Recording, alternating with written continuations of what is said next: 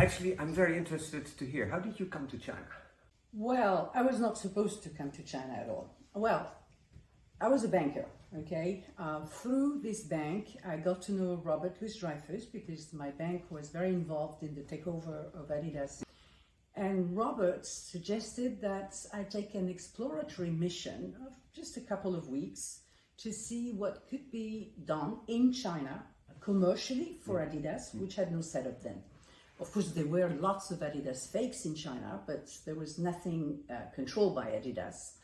And he was a very visionary man, and he thought that China would go somewhere, definitely.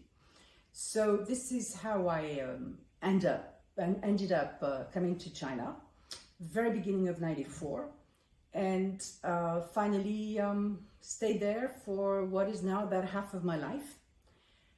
Not because from the very beginning I felt that it would be piece of cake, easy, enjoyable, because in fact it was not. It was not at all.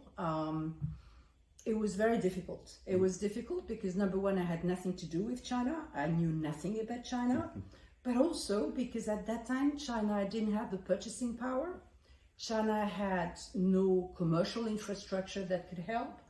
And also, there were tons of restrictions for distribution, particularly before China access to WTO. Yeah. However, you could feel such a high level of energy, willingness to go ahead, that was in such contrast to what I had felt and experienced before in Europe, that I really wanted to be there because I thought this is where history is going to be written. Yeah. I have to do it. I have to stay here.